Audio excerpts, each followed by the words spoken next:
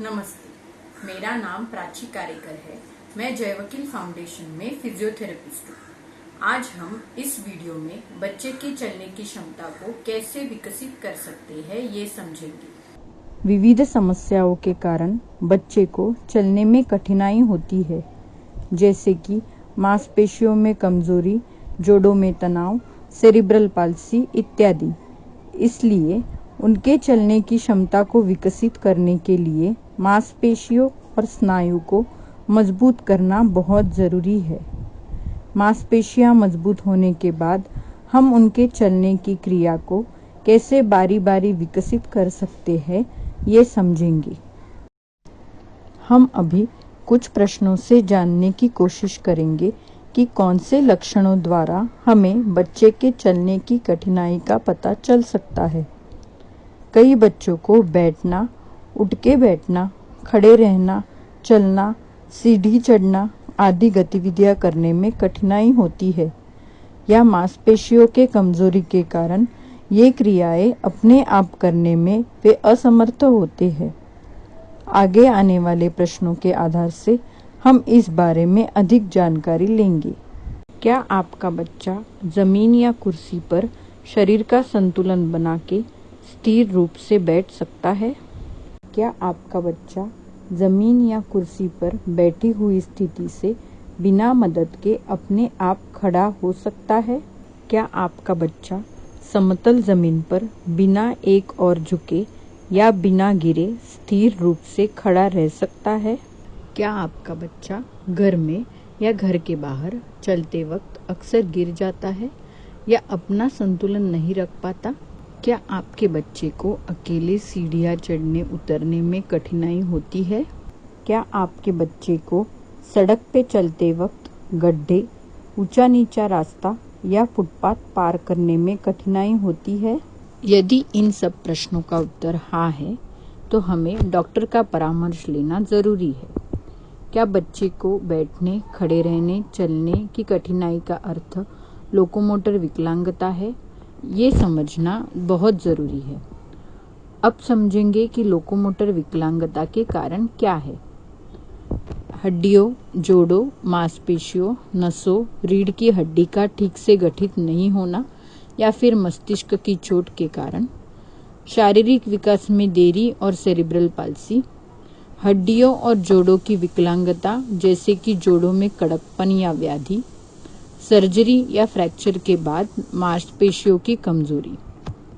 इन सब कारणों की वजह से बच्चों में अलग अलग परिणाम देखने को मिलते हैं, जैसे कि देरी से चलना, चलते वक्त घुटनों में मोड़ के या कमर झुका के चलना, चलने या खड़े रहने में असंतुलन होना या गिरना, चलने में कठिनाई या सहारे की आवश्यकता होना। हम दैनिक व्यायाम या प्रशिक्षण से पैरों और कमर के मांसपेशियों की ताकत और संतुलन बढ़ाकर विविध गतिविधियां जैसे बैठना, खड़े रहना, चलना आदि में सुधार ला सकते हैं। ये गतिविधियां करने से पहले अपने डॉक्टर और फिजियोथेरेपिस्ट से परामर्श करना बहुत ज़रूरी है। आओ अभी हम पैरों और कमर के मांसपेशियों की ताकत बढ़ाने के लिए कुछ व्यायाम सीखते हैं।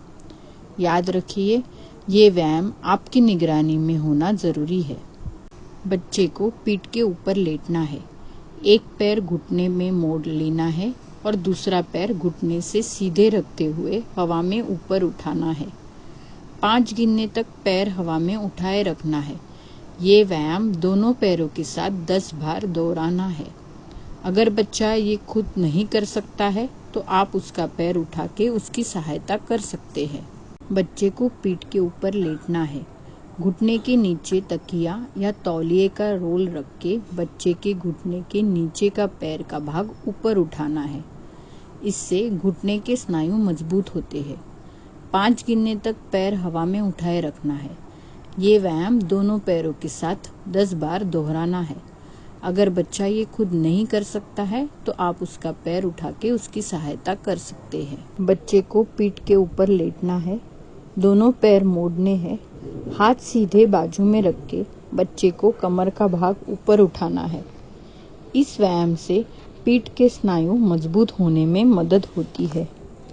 5 गिनने तक पैर हवा में उठाए रखना है। ये व्यायाम दोनों पैरों के साथ 10 बार दोहराना है। अगर बच्चा ये खुद नहीं कर सकता है तो आप उसका पैर उठा के उसकी सहायता कर सकते हैं। याद रखिए, ये एक्टिविटीज़ या गतिविधियाँ करने से पहले अपने डॉक्टर और फिजियोथेरेपिस्ट से परामर्श करना ज़रूरी है। बच्चे को एक करवट पे लेट के ऊपरी पैर हवा में उठाना है। इस व्यायाम से पैरों के स्नायु मजबूत होते हैं। 5 गिनने तक पैर हवा में उठाए रखना है। ये व्यायाम दोनों पैरों के साथ 10 बार दोहराना है। अगर बच्चा ये खुद नहीं कर सकता है तो आप उसका पैर उठा के उसकी सहायता कर सकते हैं। बच्चे को पेट के ऊपर लेट के पैर सीधे कमर से ऊपर उठाना है।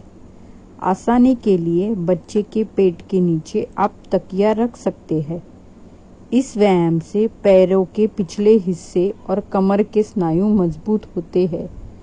5 गिनने तक पैर हवा में उठाए रखना है।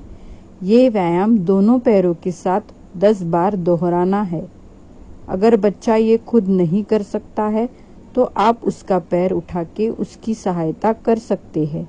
बच्चे को दोनों घुटनों के ऊपर खड़े रहना है। आप उसे कमर से पकड़ के या आगे मेज रख के सहारा दे सकते हैं। बच्चे को इस स्थिति में खड़ा रख के खिलौने पकड़ना या गेंद फेंकना आदि गतिविधियां करवा सकते हैं। इससे पेट और पीठ के स्नायु मजबूत होते हैं। बच्चे को एक घुटना मोड़ के दूसरे पैर को जमीन पे रख के खड़े होना है। आप उसे हाथों से पकड़ के या आगे मेज रख के सहारा दे सकते हैं।